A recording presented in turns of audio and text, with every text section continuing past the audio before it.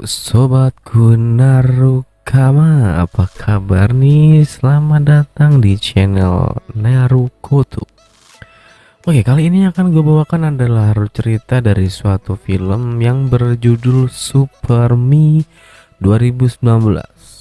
Cerita diawali dengan seorang pemuda yang miskin dan hidup sebatang kara. Ia bernama San Yu. San Yu adalah seorang penulis yang hari-harinya ia habiskan untuk menulis suatu cerita. Suatu hari saat San Yu sedang berada di KRL untuk ke suatu tempat, tiba-tiba muncul sosok misterius yang menyeramkan. Modelnya sih kayak Boogeyman ya guys ya, yang ada di Smackdown itu loh anjir. Bedanya sosok ini itu nggak makan cacing aja cuy. Sosok ini mengincar San Yu. Saat semua orang berlarian menghindari sosok itu, San Yu malah terjebak di pegangan KRL itu. Sungguh aneh sih. Akibatnya San Yu berhasil tertangkap. Saat hendak dibunuh, San Yu terbangun dan ternyata itu hanyalah mimpi buruknya saja. San Yu memang mempunyai masalah saat ia tertidur. Ia selalu bermimpi hal-hal yang aneh dan menyeramkan. Namun selalu ada sosok itu dalam mimpinya. San Yu tinggal di rumah susun yang sempit dan kotor. Meskipun harga sewanya murah, namun San Yu tetap tidak mampu untuk membayarnya. Karena pekerjaannya tidak tetap dan tidak pasti menghasilkan uang setiap bulannya cuy. Ia berusaha kabur saat didatangi pemilik kamar. Sebenarnya ia sanggup saja nih membayar, namun tabungannya ia habiskan untuk konsultasi ke psikolog terkait penyakit tidurnya itu. Sesekali ia membeli martabak yang dijual oleh sebut saja Mbah Boneng. Mbah Boneng ini sangat baik hati dan tidak sombong. Ia tidak jarang memberikan diskon kepada San Yu. Sambil menunggu martabaknya matang, sesekali San Yu melirik ke seberang jalan, di mana ada kafe yang dimiliki oleh wanita cantik yang ia taksir. Wanita itu bernama Hwan San Yu hanya bisa menatap dari kejauhan dan tidak berani untuk mengajak ngobrol Hwan. Saat San Yu sudah PW dan ingin memakan martabak sambil menonton gadis pujaannya itu, ia didatangi oleh lelaki parubaya, sebut saja namanya Kang Usup. Seketika San Yu berlari dari Kang Usup dan mereka pun beradegan India saling kejar-kejaran. Tak lama San Yu tertangkap dan harus menemani Kang Usup untuk makan. San Yu segera diminta untuk menyelesaikan tulisannya karena sudah tanda tangan kontrak perjanjian. Jika tidak, ia harus membayar biaya penaltinya. Saat San Yu hendak kembali ke kosnya, ia mendapati semua barangnya sudah berada di luar kamar. Ia terpaksa nih guys harus menjadi gelandangan. Akhirnya ia coba untuk datang ke kafe sambil melanjutkan pekerjaannya, yakni menulis dengan laptop busuknya. San Yu saat itu kelaparan namun hanya mampu memesan segelas kopi. Saat ingin mengambil makanan sisa pun ia keduluan oleh gembel lainnya. Anjir San Yu. Namun tak disangka gembel itu berubah menjadi sosok misterius yang mirip Boogeyman. Ia lalu menghajar San Yu hingga San Yu tersadar yang ia alami ternyata hanyalah mimpi belaka. Apesnya saat ia sadar laptopnya sudah raib dicuri. Hanya tersisa chargernya aja. Ya elah, nah apes banget. Nasib. San Yu hendak bunuh diri dan jatuh dari atas gedung karena ia merasa sudah sangat sulit untuk melanjutkan hidupnya. Alat kerjanya satu-satunya itu sudah raib dicuri orang. Untungnya nih ada Mbah Boneng yang tiba-tiba teriak ke San Yu, "Hei, mau martabak gratis gak? Pakai telur deh." Seketika San Yu gak jadi bunuh diri dan memakan martabak itu di samping Mbah Boneng. Bunuh diri yang gagal gara-gara martabak, kocak sih. Saat berbincang dengan Mbah Boneng terkait penyakit tidurnya yang sering mimpi seram, ternyata Mbah Boneng memberikan nasihat. Jika kamu ingin bangun sebelum mati dalam mimpi, katakanlah, "Aku sedang bermimpi." Perkataan Mbah Boneng itu merubah takdir San Yu dalam sekejap. Kok bisa? Setelah San Yu memutuskan untuk tidak jadi bunuh diri, ia datang ke Indomaret untuk membeli camilan. Saat makan di depan toko, ia didatangi oleh Wan Saat Wan megang San Yu, tiba-tiba Wan berubah menjadi sosok misterius boogeyman. Kali ini sosok itu membawa pedang dan ditancapkan ke dada San Yu. Seketika San Yu pun teringat pesan dari Mbah Boneng dan dia langsung berkata, "Aku sedang bermimpi."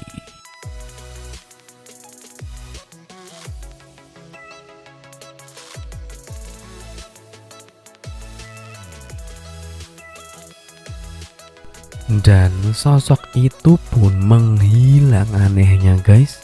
Dan pedang yang dibawa oleh sosok itu terbawa ke dunia nyata. Karena pada saat dalam mimpi San Yu sempat memegang pedang itu. Wah, seru juga nih ya kalau barang yang dalam mimpi bisa kita bawa ke dunia nyata. By the way, dan mimpi ini adalah mimpi pertama San Yu yang berhasil membawa benda berharga ke dunia nyata.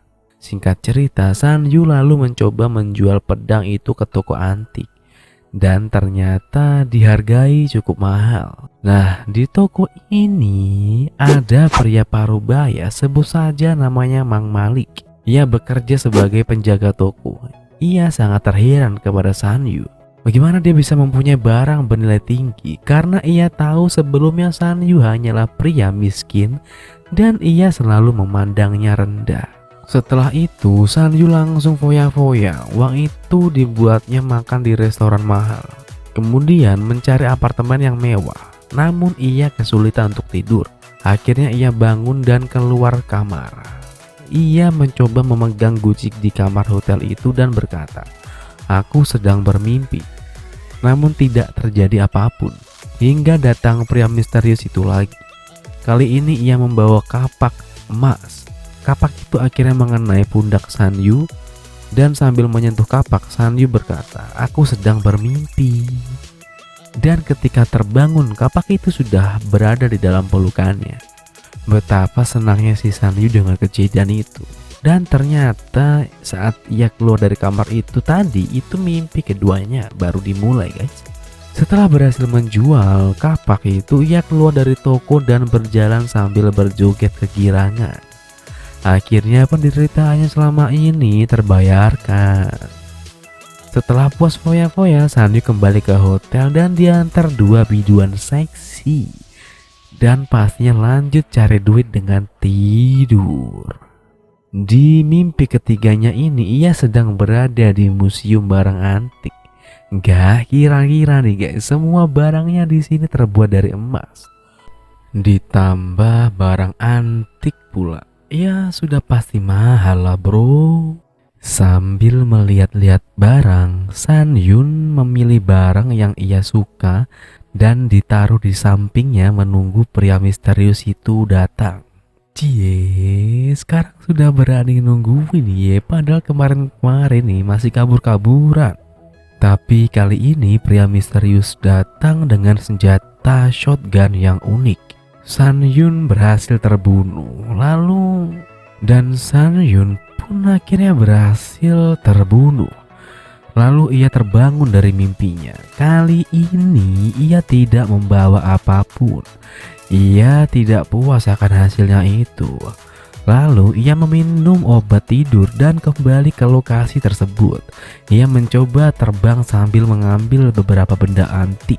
Kemudian berkata, "Aku sedang bermimpi." Benar saja nih guys, dia terbangun dengan dua benda antik beserta uang yang berserakan. Bangke, ini enak banget sih cara cari duitnya cu. Tak berselang lama, San Yu bertemu kembali dengan Kang Usu. Di situ San Yu sempat ingin lari. Dan ternyata ia baru sadar kalau dia sekarang kaya raya. Jadi malah dia yang mentraktir Kang Usup. Kang Usup malah berakhir menjadi kacungnya San Yun, padahal sebelumnya dialah manajernya San Yun. Paginya San Yun untuk pertama kalinya datang ke kafe wanita idamannya. Awalnya mereka berdua pura-pura tidak mengenal nih guys, padahal mereka sudah saling kenal dari zaman masih sekolah. One Earth sempat bilang kafe yang ia miliki ini sangatlah sepi pelanggan. Dengan kekayaan San Yun, malah ingin langsung membeli kafe itu yang dimiliki oleh One Earth. Namun ia ingin tetap One Earth yang mengelola kafe ini, anjay. Dan semakin hari mereka berdua pun semakin dekat. Singkat cerita, San Yun kembali bermimpi. Di mimpinya yang keempat, kali ini ia berada di ruangan yang isinya tumpukan uang bersama dengan si Boogeyman yang seolah menjaga ruangan itu. San Yun bertarung dengan Boogeyman sambil mengambil uang di situ. Di sini San Yun baru tersadar bahwa ia sendiri mempunyai kekuatan super juga. Saat berada dalam mimpi dengan mengendalikan mimpinya sendiri, ia berhasil melawan Boogeyman. Keesokan harinya, di kafe yang awalnya dimiliki oleh One Earth mendadak jadi sangat ramai, bahkan antriannya sangat panjang. One Earth pun sangat terheran dan senang. Tanpa ia ketahui, ternyata semua pelanggan itu disogok oleh Kang Usup dengan uang untuk datang ke kafe itu. Emang bisa aja nih si San Yun caranya ya guys, untuk membuat pujaannya kagum. Selain itu, San Yun tidak lupa untuk memberikan upeti kepada Mbah Boneng yang dulu sudah baik kepadanya. Namun di sini Mbah Boneng terlihat tidak senang dengan pemberiannya San Yun. Saat berjalan pulang dari kafe, One Earth dan San Yun sempat melihat pasangan yang sedang bercocok lidah buaya di dalam mobil. Mereka berdua tersipu malu, gak berpikir panjang. Sepulang dari kediaman, si San Yun ini langsung berusaha memimpikan mobil mewah di mimpinya yang kelima. Dan ya, dia bermimpi mengendarai mobil mewah berwarna merah Dove. Tentu saja, Boogeyman juga ada di sana. Namun San Yun berhasil melawannya dan akhirnya mobil itu datang ke dunia nyata. Langsung muncul di dalam apartemen, gila kan? San Yun meminta One Earth untuk mencoba mobil itu karena ia ingin One Earth memilikinya. Yang diinginkan One Earth sebenarnya bukan hal mewah, tapi ia penasaran dengan hasil karya San Yun karena One Earth berpikir hasil kekayaan San Yun ini berasal dari karya yang ia buat selama ini. Malamnya San Yun langsung menulis cerita untuk diterbitkan. Meskipun ia sudah pensiun, namun dengan power of bucin, ia langsung menjadikan tulisan itu dalam semalam.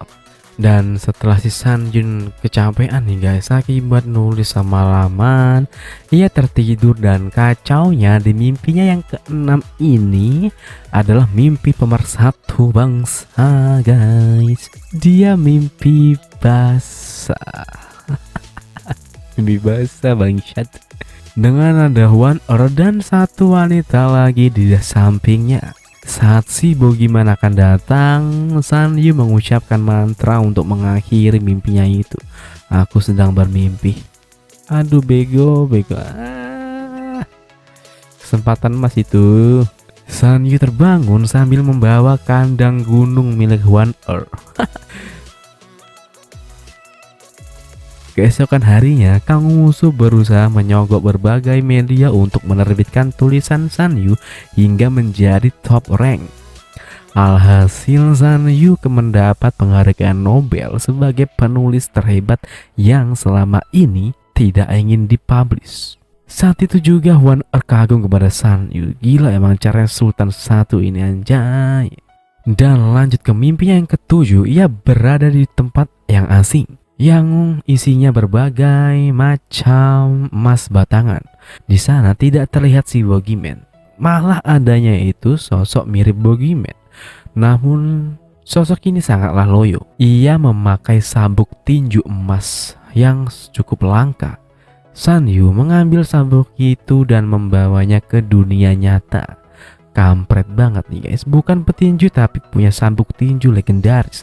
Bahkan Mike Tyson aja nggak punya itu tuh. Singkat cerita, Shan Yu kembali berkencan dengan Hwan Er. Kali ini mereka menatap keindahan kota, dan Shan Yu berkeinginan untuk membangun ulang kota itu menjadi lebih indah. Sembari memberikan gombalan maut kepada Hwan Er, nggak kira-kira gombalannya ini melibatkan masyarakat. Mereka diminta untuk menyalakan kembang api besar-besaran secara bersamaan untuk membuat Hwan Er terpesona kepada Shan Yu. Asyik. Oke. Seusai acara, Hwan Er mengajak Shan Yu ke rumah. Sepertinya mereka ingin bercocok tanam ria nih. Eits, jangan senang dulu. Sebelum sempat melakukannya, Shan Yu secara tiba-tiba merintih kesakitan.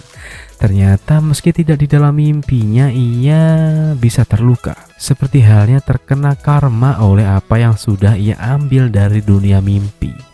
Karena tidak ingin ketahuan Hwan Er, Shan Yu buru-buru meninggalkan rumah Hwan Er.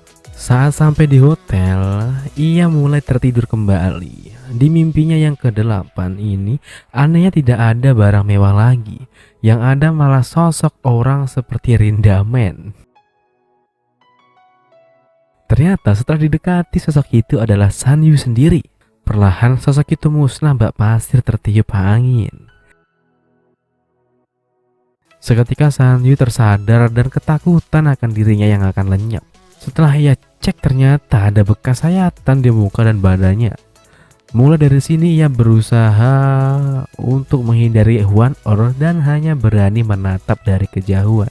Apesnya, ia malah diculik oleh kelompok perampok. Ternyata salah satu kelompok itu adalah petugas keamanan di toko barang antik yang sebelumnya kita bahas di awal. Namanya Mang Malik tadi guys. Shan Yu dan Kang Usup dihajar habis-habisan. Sambil merasakan badannya yang kian lama kian banyak bekas luka, ia berusaha bertahan dari siksaan penjahat itu. Hwan Er yang merasa khawatir terhadap Shan Yu berusaha mencarinya di hotel. Shan Yu melarang Hwan Er untuk naik karena sudah ada penjahat yang menunggu di dalam kamar hotelnya. Meski begitu, Hwan Er tetap naik. Tentu saja Hwan Er berakhir disandra. Shan Yu berniat ingin menyerahkan semuanya asalkan jangan ada yang menyakiti Hwan Er. Namun percuma, untungnya saat perampok itu akan membunuh Hwan Er, datang Kang Usup yang memukul ketua geng itu dengan guci emas. Akhirnya terjadilah adu mekanik di situ. Shan Yu yang tidak bisa berkelahi tertusuk pinggangnya. Namun untungnya masih bisa selamat. Di sini Man Malik masih berusaha untuk menyudahi semuanya dan ia tidak ingin ada korban karenanya. Tapi malah ia yang ditembak mati oleh ketua gengnya sendiri. Shan Yu, Hwan Er dan Kang Usup berusaha untuk melarikan diri. Namun mereka berhasil dikejar beberapa anggota geng. Namun kembali lagi Kang Usup menjadi pahlawan yang dengan mengorbankan dirinya. Bentebaslah kau Kang Usup. Sayangnya nih guys, meski Kang Usup sudah berkorban, mereka berdua tetap tertangkap. Dan Hwan Er harus pingsan dipukul anggota geng itu. Shan Yu pun dilempar dan mengenai kaca dan langsung sekarat. Saat itu juga ia langsung bermimpi. Di mimpi yang ke-9 ini, ia berada di goa misterius yang banyak terdapat batu mengkilat. Di sini ia dapat melihat Hwan Er yang pingsan. Namun ia tidak bisa apa-apa karena terhalang oleh dinding kristal itu. Saat putus asa, Shan Yu tiba-tiba berubah menjadi si Boogeyman. Lah ini gimana sih ya? Apa Boogeyman itu sebenarnya adalah Shan Yu sendiri? Boogeyman memunculkan pedang yang digunakannya untuk menembus dinding mimpi. Para perampok itu terheran, apakah sebenarnya yang ada di dinding itu? Padahal dinding itu adalah dinding yang tidak tebal sebenarnya, tetapi tidak mungkin ada orang di dalamnya. Di baliknya pun tidak ada orang sama sekali. Akhirnya para perampok itu menunggu apa yang akan keluar dari dinding itu. Ternyata itu adalah Boogeyman yang berasal dari dunia mimpi Shan Yu. Boogeyman langsung melemparkan pedang ke arah ketua geng itu dan menancap ke dinding bersama tubuh ketua geng itu. Refleks ketua geng itu menembak ngawur yang malah mengenai One Earth. Di situ San Yu hanya bisa melihat dan teriak kepada One Earth. Boogeyman mengeluarkan senjata uniknya kembali, yakni shotgun lancip itu, dan membantai seluruh perampok yang tersisa di situ. Akhirnya ia datang ke arah San Yu. Meski San Yu sudah mengatakan aku sedang bermimpi, namun itu semua tidak berguna dan akhirnya dengarkanlah. Hiduplah engkau denganku.